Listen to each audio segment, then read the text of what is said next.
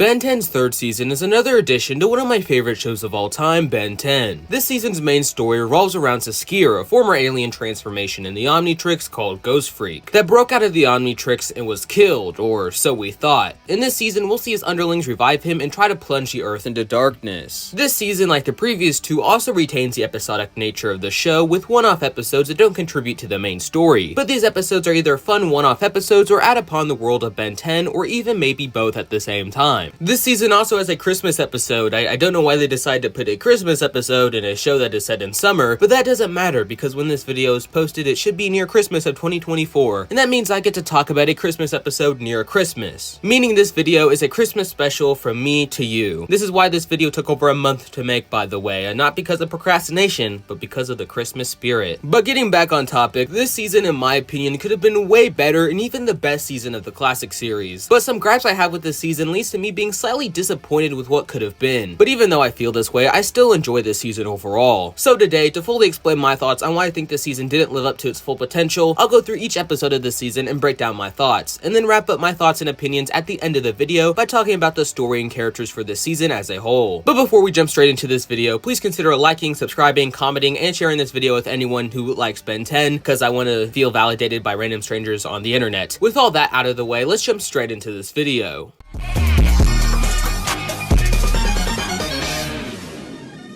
Before we review the first episode of this season, I want to say that the episode order for how I'm going to be reviewing them will be based on the Netflix episode order because that's how I watched the season. But I did change Ben 10,000 to be the first episode in this episode order instead of the episode Midnight Madness. That's because Ben 10,000 is just a way better episode and season opener, so that's why the episodes are in the order that they're in. Anyways, let's jump straight into the first episode of this season. The first episode we're going to be talking about in this season is the episode Ben 10,000. This episode is about how Ben and Gwen are sent into the future to give an attitude adjustment to Ben 10,000 so he wouldn't miss Grandpa Max's 80th birthday. But Dr. Animo and Vilgax team up to defeat Ben 10,000, and the two Bens join forces to defeat the two villains. The episode overall is just so amazing, but I do have some flaws with it. The main flaw I have with this episode is that the main message that I believe they're trying to communicate to the audience has some troubles communicating itself properly. I believe that the main message of this episode is that you shouldn't lose yourself or your connection to others like your friends and family by pursuing your work, passion, goals, and dreams. The episode shows that Ben 10K loses himself to becoming the hero of heroes, and this is shown as how he never transforms into his human form and stays in his alien transformations for the whole episode. It's not until a speech from younger Ben about not forgetting who he is that he's able to transform back into his own body for the first time in the episode. I believe the message of this episode is also shown with him not spending as much time with Gwen and Grandpa Max, and his behavior of putting his all into being the hero of heroes, making Gwen fear that he's going to miss Grandpa Max's 80th birthday. Then at the end of the episode, instead of him missing out on spending some time with his family because of a superhero-related incident happening, he decides to give the burden of being a hero to others to spend time with his family. It shows how he's not losing himself and his connections in his pursuits of being a hero and a savior, while showing that he's still responsible because he's handing over the situation to some trustworthy heroes. So I really love the message and the lesson Ben 10K learns from his younger self, because it feels that the Ben that we are currently watching would go on and develop this problem that his future self has right now. The only problem I have with this episode is how they try to communicate the message and try to show how Ben 10K needs an attitude adjustment. Like one scene in the Rust Bucket where Gwen and Grandpa Max get sad that Ben doesn't sleep in the Rust Bucket anymore when he's like a full-grown adult with his own mansion. Another example is Ben 10K being painted as a grumpy old man when he doesn't take any enjoyment from his younger counterpart tormenting Gwen. Ben 10K is also kind of painted negatively for not letting the Galactic Enforcers do some of the crime fighting, but then Ben 10K gives them a super simple job to do and they screw it up, leading to Vilgax coming back. So some examples of Ben 10K being painted in the wrong aren't executed that well, but the episode does clutch up at the end and save it for me personally, and I really enjoy this episode and the message that they deliver, or at least the message that I picked up on. I also love the future designs we get in this episode. This is something I noticed a lot in this season, and that is that they design such cool worlds for these episodes, like the future world in this episode, the game world in the episode Game Over, and the festival in the episode Monster Weather. And I could go on, they just create such cool and lively worlds for these one-off episodes. But this episode especially has some great designs for the future world of Ben 10. It feels like a natural evolution of the world we see in the current day of Ben 10. The future alien designs are also some of the best designs in the entire franchise for the alien transformations. This episode is also just straight fan service with all the cool things we get to see, like future Vilgax, future Dr. Animo, future Ben, future Gwen, and all the future people. It's just straight fan service. But it isn't fan service for the point of getting us hyped, it also serves the purpose of teaching Ben a lesson that I talked about earlier in this video. So overall, I love this episode and I think it's one of the best in the classic series. That's the reason I moved this to the first episode of the season. I just enjoy it way more than Midnight Madness, and because of that, I just have way more to talk about containing to this episode. It's better for the video to start off with a good episode instead of a mid one. And talking about mid episodes, let's move on to the next episode of this season.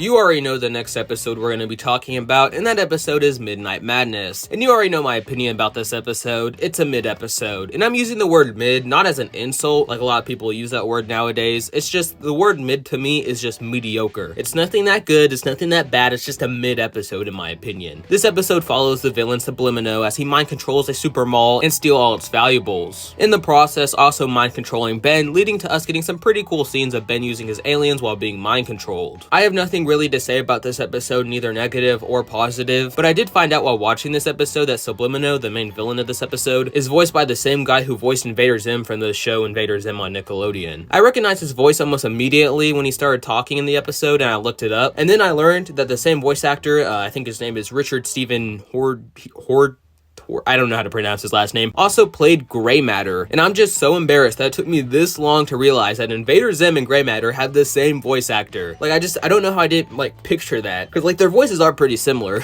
but I don't know how it took me this long to realize that these two characters, both, like, small aliens, have the same voice actor. But that's all I gotta say about this episode. Nothing amazing, nothing horrible, it's just mid or mediocre. On to the next episode, which is the episode A Change of Face. This episode follows Charmcaster, who tries to swap bodies with Ben to gain the Omnitrix, but instead swaps bodies with Gwen. So now Gwen, who is stuck in the body of Charmcaster, has to find a way out of Juvie and tell Ben and Grandpa that they swap bodies before it's too late. Now I will say before I start reviewing this episode, I do have a bias against Freaky Friday type plots. I think there's one Disney movie called Freaky Friday or something where they swap bodies. I never really liked them, I just don't like the premise that much. I don't know why, I just really don't. But I was actually kind of surprised that I really enjoyed this episode as much as I did. I think the most enjoyable aspect of this episode by far is hearing the voice actors do impressions of the other voice actor. It's kind of hard to explain, so I had to get like really specific about it. So basically when Charmcaster and Gwen switch bodies, they don't switch voice actors to go with like the new body that they're in. So when Charmcaster is now in Gwen's body after the body swapping spell, it's still Gwen's voice actor doing the voice. So it's just Gwen's voice actor still just doing an impression of Charmcaster while Charmcaster is in Gwen's body. It's also vice versa for the Charmcaster's voice actor when she's in it's hard to explain, okay? It's really hard to explain. Basically, the characters retain their same voice actor. The voice actor has to do an impression of the other character. That's what I'm trying to say. It's really hard to explain, but hopefully you understand what I'm trying to say. But that's the most enjoyable aspect for the episode for me personally, and that's the voice actors trying to mimic the vocal inflections of the other characters. But here's the weird thing about this episode. When later in the episode, when Gwen and Ben switch bodies, they switch voice actors too. So now it's Ben's voice actor with Gwen's body and vice versa. It also carries over when Gwen and Ben's body transforms into Cannonbolt. So now when she's Cannonbolt, it's Gwen's voice actor doing an impression of Cannonbolt in Cannonbolt's body instead of Cannonbolt's voice actor trying to match Gwen's voice actor's voice. It's kind of weird to explain, and I probably didn't explain it that well. It's just so weird because they completely switch how they were doing it earlier in the episode, where they kept the same voice actor even after switching bodies, but then they switched it midway after the second body swapping spell to make it so they switch voice actors when they switch bodies. It doesn't make that much sense because like when you switch bodies most of the time, you're just like switching minds. So like when you switch bodies, you shouldn't carry over your voice when you switch bodies. It just didn't really make that much sense in my opinion. But with that little rant aside, this episode also gives Charmcaster's spellbook to Gwen. This in turn gives Gwen access to magical abilities, which later in the season will become pretty handy for some deadly situations with some certain ghost. Also, I find it incredibly funny when Ben tries to point out to Grandpa Max that Gwen's acting really weird, but he just sweeps it under the rug just because he wants someone to follow in his culinary footsteps. But with that, I have nothing more to talk about regarding this episode, so let's move on to the next episode of this season. The next episode is the episode Merry Christmas, which is a Christmas special for Ben 10, but Ben 10 is set in summer, so you'll see the lengths they go to have a Christmas special in a summer-based show. They go to the lengths of having children being kidnapped and forced to work in a factory making toys for this elf called Mr. Jingles. This episode is just so crazy. To make this episode, they went as far as kidnapping, child enslavement, and child labor to make this Christmas special happen. So guys, put on your Christmas hats as we talk about how Mr. Jingles forced kids to work in a factory breaking multiple child labor laws. This episode starts with Ben, Gwen, and Grandpa Max driving on a hot summer day. When they pull over to find this weird building, they go inside due to its chilly breeze, but then Grandpa Max gets kidnapped and made to be Santa, while Ben and Gwen try to save him from the dreaded Mr. Jingles. So this episode is just crazy. It's one of the most insane plots from the classic series. This guy named Mr. Jingles, who's like an elf or something, kidnapped these children spanning from like the year 1930s and forced them to work in this factory making toys for other kids. This Mr. Jingles guy is crazy and just gets off scot-free after enslaving children to make them work in a factory. This episode's animation also sucks in my opinion, and everything also looks just slightly off model. So with this insane plot and wacky animation, this episode just feels like a fever dream that you'd come up with like in the middle of the night when you're high or something. The one saving grace of this episode, though, is that it touches on the fact that Grandpa Max, Gwen, and Ben never spend Christmas together, which is a fact that a lot of people have to deal with, including me. So it's nice to see them celebrate their own Christmas together, even though it's in summer, but you get what you get, you know? Now, this episode as a Christmas special is also not good. You get none of that Christmas joy, and they never really focus on Christmas or the Christmas spirit. Even the topic I mentioned earlier with Ben, Gwen, and Grandpa Max never spending Christmas together only gets mentioned like twice in this episode, with the episode focused more on saving Grandpa Max from the psychopath Mr. Jingles. So as a one-off episode, it's not really that good, and as a Christmas special, it's also not really that good. So overall, this episode just isn't good at all. But just because this episode wasn't good doesn't mean this holiday season has to be. So whatever you celebrate or don't celebrate, I don't know what you celebrate, whatever you celebrate, have an amazing holiday season, and like and subscribe too, please. Okay, let's move on to the next episode of this season. The next episode we're going to be talking about is the episode BenWolf. This episode follows Ben, Gwen, Grandpa Max, his old plumber friend Wes, and Wes's granddaughter Kai. A werewolf appears that frightens the townfolk, and Ben and everyone else has to find out what it's doing and stop it, which they're not really that successful in, but Ben does get the ability to scan aliens in this episode and add him to his Omnitrix. Also, this episode is pretty good and kicks off the looming story for this season. I don't really have any critiques on how they handled the introduction to this overarching story for the season. It does everything right. It's mysterious, builds up intrigue, and is also a pretty cool standalone episode. The ending of the episode also has a nice message that sometimes you may have a crush and you may be crushed in the process, but there's always more fish in the sea, you know, until they retroactively ruin this message by forcing Ben to end up with Kai in the future in Omniverse. But the best part of this episode by far is that Ben becomes a furry. It's official. He became a furry. But besides from that, I got nothing to say about this episode. This episode is good, but nothing stands out that I really have any intrigue to speak about, so on to the next episode we'll be talking about. The next episode we're going to be talking about is the episode Game Over, which follows Ben and Gwen being transported into a video game called Sumo Slammers by mysterious purple lightning in the transformation upgrade. They now have to join forces with in-game characters to find the upgrade transformation to get their way out of the video game. This episode is just so much fun to watch and is very enjoyable, and is probably one of my favorite standalone episodes in the classic series. First of all, this episode has such rich and detailed backgrounds and designs, which makes it easier to immerse yourself into the world of Sumo Slammers with Ben and Gwen. The in-game characters are nice one-off characters that don't overstay their welcome, but leaves you with enough to be satisfied. This episode also just resonates with me because I love when characters get stuck in video games, or video game aspects come to life in the real world. It's also so fun to see how characters we know, like Ben and Gwen, react to the video game world, and the inverse situation, how video game characters react to our world. Another fun aspect of this episode is seeing how Ben reacts to the Sumo Slammer characters in the game. It's shown and told to us multiple times that Ben loves Sumo Slammers, so it makes sense that Ben would geek out seeing the characters in the game like right in front of him. Like if you got to meet some of your favorite characters from a video game, movie, or TV show, you'd be like freaking out, okay? You just want to impress them and get to talk to them. It's also funny this whole episode how Ben tries to prove himself, and this just leads to him getting even more of a negative connotation to whatever the Sumo Slammer guy's name was. I think it was like Ishiyama or something. I also was kind of disappointed that Ben didn't really take away any lesson from this episode, but at this point I just expect Ben 10 not to have its characters retain any of the lessons they learn in episodes and just kind of have them reset yet, so yeah. The episode is also able to tie itself into the main season story by having Purple Lightning being one of the main contributors to this episode's plot, which I love because it shows that even though the main cast and thus the audience isn't directly in the happening of the main season story, doesn't mean that it's not happening. It's still happening and has an effect on the episodes that don't involve it. The tie-in is also subtle enough to where you don't need information about the main season story to be able to enjoy this episode if you just like randomly strolled upon it when you're strolling on TV. So for the people who are watching all the episodes, it's a nice tie-in to the previous episode, and for random people who just put it on in the background, it also makes sense on its own without the additional context. But this episode is amazingly fun with unique and cool designs, getting to finally see some Sumo Slammer content after it being mentioned a ton in the series, and tying itself into the main season story that makes the episode work together with the season and as a standalone. I love this episode and it was a blast to watch, and that probably translates to how much I'm talking about it, but with all that yapping out of the way, let's jump straight into the next episode of this season.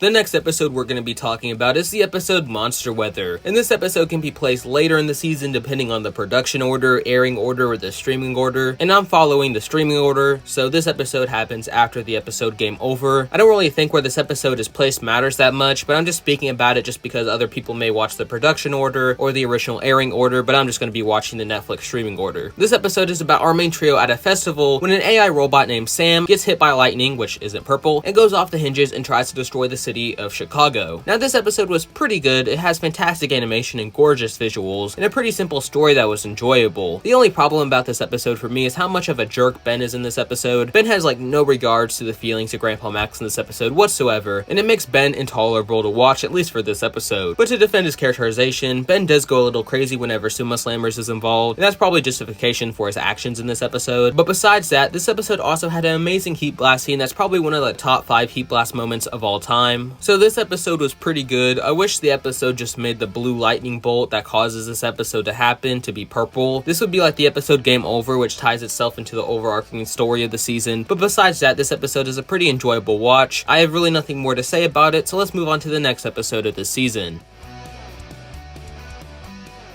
The next episode we'll be talking about is the episode Super Alien Hero Buddy Adventures, which follow the events of Ben as he finds out that his aliens have been ripped off, and this leads to an even deeper conspiracy with his favorite superhero, Kangaroo Commando. I find this episode very amusing because Ben 10 in the real world has so many rip-offs that it's just really funny. So for them to do an episode about rip-offs is just ironic, but besides that, this episode is another good episode for this season. I do find it strange that Ben has this fascination with Kangaroo Commando when we've never heard of him before this episode, at least to my memory. This episode is also kind of similar to the episode Game Over, where Ben meets one of his idols from a TV show / video game he likes and tries to impress them. I just think that this episode does it worse compared to the episode Game Over. Another factor to this episode is that it doesn't really connect to the larger story whatsoever, which isn't a problem to some other people, but I like it when they try to interconnect each of the episodes to the main story. That's just a personal preference, that's why I keep bringing it up. But most of the one-off episodes don't do this, and this is one thing I think the season could have done better. I think they could have taken the interconnectivity that season 1 did and bring it to another level with this season. Make it so that one-off episodes are either caused by the main events of the story, like the Purple Lightning, or have something in the episode that contributes to the overall story, while still making it accessible to people who haven't seen the other episodes to understand the wider narrative. But that little rant doesn't deduct anything from this episode, and I'll speak more about that later in this video. But this episode does have good animation with a solid premise. I do believe this episode is a weaker version of the episode Game Over, but it is enjoyable enough to where I would watch it on a rewatch. With that, I have nothing more to say about this episode, so let's move on to the next episode of this season.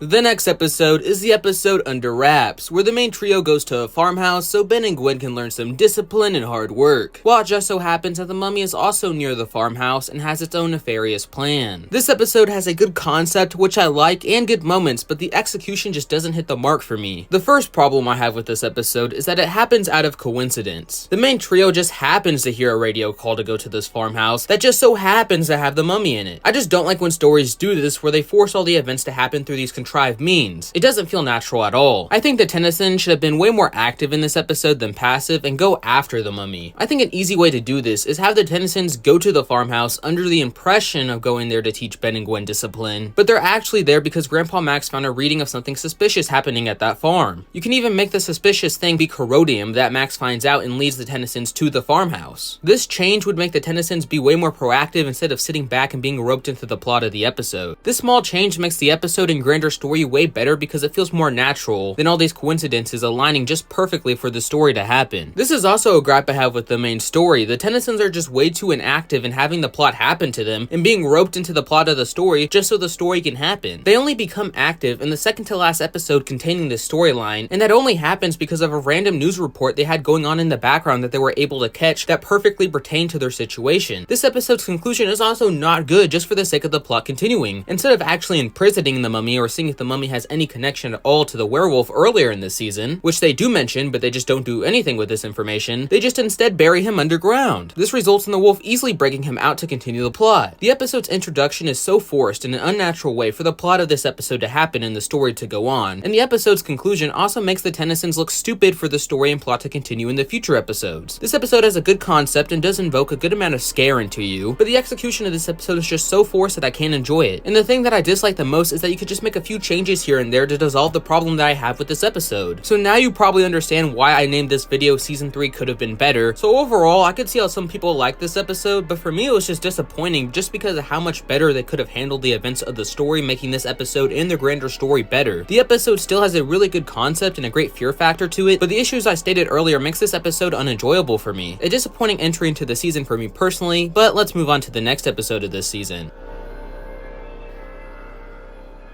The next episode of this season is the episode The Unnaturals. In this episode, the Forever Knights make androids to infiltrate a child's baseball game to kidnap the President of the United States of America to replace him with an android so they can control the White House. That may sound like a crazy premise to an episode, but this is Ben 10 to be fair. Like, we've had some pretty crazy episodes in this series, but even then, this is a crazy plot for an episode, even for Ben 10. But even with the crazy plot, I actually enjoy this episode for how goofy it is. It's a nice one-off adventure that teaches the lesson of not cheating, even though there are no consequences for Ben cheating at all in this episode that isn't imposed by his family members. I think it would make more sense that all the punishments he got for cheating don't come from the people who are trying to instill the lesson of not cheating into Ben, but have the punishments naturally come from the natural chain of events that cheating would cause. But even with that little nitpick of mine, it's still a pretty cool lesson. The episode's plot is also just amazing, with the Forever Knights making android baseball players to infiltrate a Little League kids game to kidnap the president and control the White House. This episode is just the right amount of crazy to be really enjoyable for me. We also get the famous accelerate scene. You know what I'm talking about. It's similar to that one in that one X-Men movie where Quicksilver, I think his name is, basically stops time and goes super slow. It's a really cool scene with the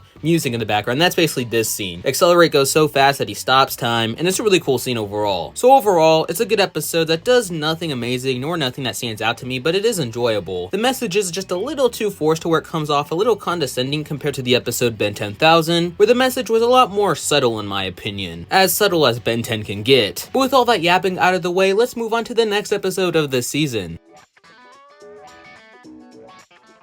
The next episode of this season is the episode The Return. This episode is the climax of the season's story, where the main trio goes to a NASA base after suspicious purple lightning occurs there. If you think I'm going to be positive about this episode, then you're sadly mistaken. I don't like this episode that much, and it's a similar case to the previous episode, or not the previous, but 2 episodes, it doesn't matter, the previous episode Under Wraps, where they have a really good concept, they just execute it in a horrible manner, at least some aspects of it where I just don't like the episode that much. First of all, the werewolf easily breaks the mummy out of the ice cream factory at the beginning of the episode. This just proves the Tennysons are dumb for freezing him and leaving him there when they could have done literally anything else to make sure the mummy is in a secure place to where the werewolf can't break him out. But the real problem I have with this episode is Ben's characterization. Ben's character is so cocky and arrogant and thinking he doesn't need Grandpa Max or Gwen. The real problem is that this character change doesn't match the progression of the plot, okay? So what I mean is that the story that this season has built up to is getting paid off in this episode, but the character side of the story doesn't have any meaningful build-up like the story does, so it makes the character growth inconsistent with the story's growth. Episodes like BenWolf and Under Wraps build up the narrative, but the characters don't progress alongside the narrative, making the characters and story be on completely different wavelengths. In a story that is trying to be serialized like this one, your characters and narrative should both progress at the same time. Like, the events of the narrative should impact the character, causing character growth. A character shouldn't like just stay stagnant, not retain lessons that happen in the plot, and then just start acting randomly for no reason. That doesn't make sense. So in the episode BenWolf, Ben acts a certain way, learns a lesson, and grows, and that growth continues in sync with the narrative, making the story feel concise. That's what they should have done. They're trying to write this show with an overarching story where the story progresses, but the character's growth and actions don't progress alongside the story, making for a confusing mess. When you're watching this episode, you're confused on Ben's abrupt character change into this personality, when episodes that predate this narrative have him acting completely differently, and the change on why he's acting this way has no cause whatsoever. The characters and plots aren't syncing, making for a confusing watch on why Ben is acting the way he does. Ben's characterization just absolutely sucks in this episode. It would make way more sense for Ben to slowly progress into this characterization in previous episodes that canonically predate this episode's plot. So when you watch all the episodes in order, both the plot and characters are progressing at the same time. So just imagine in Avatar: The Last Airbender, instead of Zuko slowly changing into the character that betrays the Fire Nation and joins Team's Avatar, he instead randomly changes his values, personality, motive, and all that just for the sake of the plot. That would be horrible writing, just like in this episode with Ben. There's no cause for him acting this way, and he's only acting out of character to force a lesson to be learned when they could have just naturally evolved Ben's character to act like this, just like how they naturally evolved the plot to this point. So the climax in this episode could happen. But at least the episode does make the Tennysons be active and make them actively go to the Kennedy Space Center by them cluing in events that happened earlier in the season. But even then, they only know about what's happening there due to the news being on. If the news wasn't on, they would not know what's happening because they're not being proactive.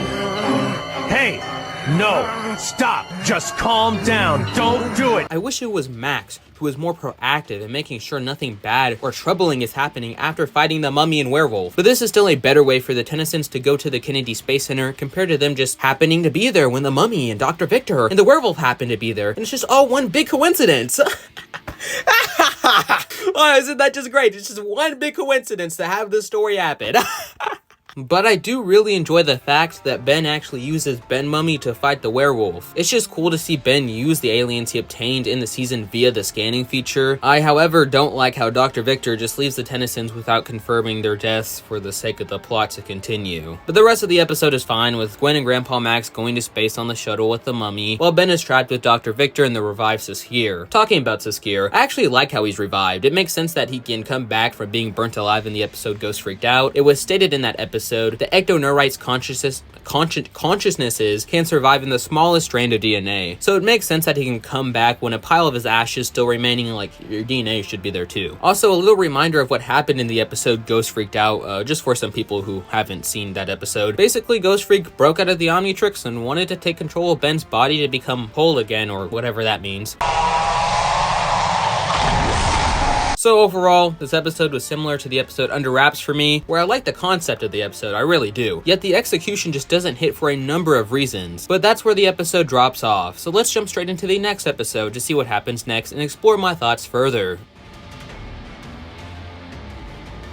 The next episode is the episode Be Afraid of the Dark, which is the finale to this storyline. This episode has Grandpa Max and Gwen in space trapped with the mummy, while Ben is trapped with Dr. Victor and Siskir, and has to go to space to help Gwen and Grandpa and stop Siskir's wicked plan. I did enjoy this episode more than I did the previous one, by a decent amount if I have to say. I think the pacing is great, and because all the build-up is done, all this episode has to do is give us some really cool fights and a conclusion to the storyline. The conclusion, though, isn't something I actually enjoy. The main reason is because of this forced lesson where Ben learns that he needs Grandpa Max and Gwen, even though there's been multiple times in this season in the entire series where he literally acknowledges that he needs Grandpa Max and Gwen. They also show an icon of Ghost Freak on the Omnitrix, and this goes absolutely nowhere, making this meaningless in the grand scheme of things. I will say that isn't a negative towards this episode. It's more a negative towards season 4, because this is just setting up something, but doesn't have to pay it off like 2 seconds later. Like I mentioned earlier in this video, Ben also continues his abrupt character switch to being this over-the-top, cocky, and arrogant person who thinks he doesn't need Gwen and Grandpa Max.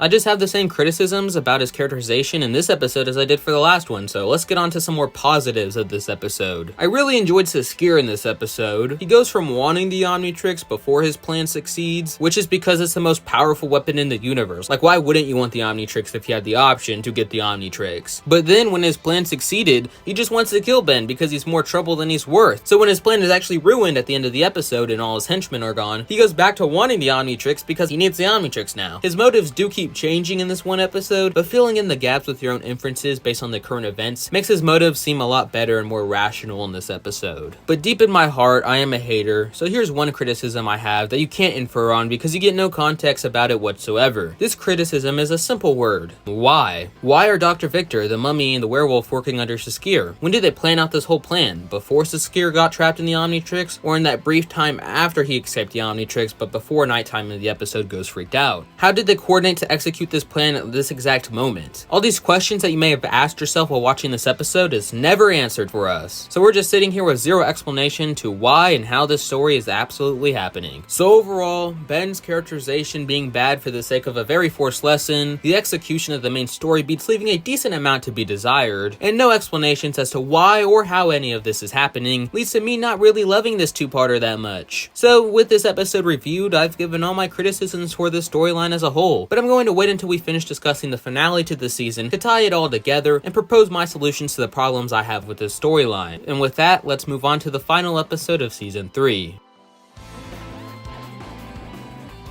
The final episode of Season 3 is the episode The Visitor, where Grandpa Max's old girlfriend, Xylene, wakes up from hibernation to find the Omnitrix, but one of Vilgax's old drones also awakes and hunts after Xylene and the Tennysons. This episode is one of the best in the series. It has great emotional moments that really only work because we've seen the bond between all the characters throughout the last 3 seasons. It also introduces a brand new alien, Upchuck, and unlike the other aliens introduced in this season, Upchuck will actually be used in the 4th season. Isn't that amazing? Using aliens that you introduced in a prior season? I just can't wait to review Season 4 because I'm absolutely going to dunk on that season. Oh, I can't wait. I can't wait. The hater in me cannot wait to review that season. Let's go. This episode is the finale to Season 3, and it's quite fitting in my opinion. I feel that a lot of the episodes in this season show the bond of the main 3 characters, and the theme of family is quite constant. So this finale where Ben and Gwen thinks Grandpa will leave them, but he doesn't, is quite fitting to end this season off with. The past 2 seasons have had their finales be the climax or the overall story of the season. So the season finale for Season 1 Secrets is the climax and conclusion to the Vilgax storyline for Season 1. The same is also true for Season 2 with the episode Back with a Vengeance. So it's just weird to have the final episode of the season have nothing to do at all with the main season story, but this episode is just so fitting as a finale that it turns out to be quite refreshing compared to the last 2 seasons. So overall, this episode is amazing, and I have really nothing to comment on that wouldn't just be me saying this is pretty cool and it's pretty amazing. So that's the entire 3rd season of Ben 10 reviewed, and I genuinely like this season. It's not as good as the first 2 in my opinion, but it's still up there for me. This season has a lot of strong episodes, but also a decent amount of weak or mid episodes. The problems that I have with the main story and what I think they could have done better also brings down my enjoyment of this season overall. So let's continue this review with my thoughts on the main story of this season. The main story for this season follows the werewolf, the mummy, and Dr. Victor as they gather pieces to form their plan and to revive their master. The story is shattered throughout the season with the episodes BenWolf, Under Wraps, The Return, and Be Afraid of the Dark. All these episodes contain the main story, and I voiced most of my criticisms while reviewing those episodes, so I'll restate my problems with the storyline in a more concise manner and show some solutions to the problem I have with this story. The first problem I have with the storyline is how the Tennysons are just kinda stupid. It's shown in the episode Under Wraps that they're able to piece together that the mummy and werewolf are linked in some way, but this isn't used at all in the episode to further the plot. They only use this as flashback bait to show a flashback of them meeting the werewolf and mummy for the audience who hasn't seen the prior episodes. I strongly dislike how they're able to link together these clues, but they don't take initiative on the information they already know about. They do take initiative and go to the Kennedy Space Center, but that's only because they happen to be playing a news program that just so happens to be relevant to the plot. I find this as a problem because I hate when stories focus so much on coincidences. I'm able to forgive a coincidence every here and there for the sake of the story, especially if it's a really good story.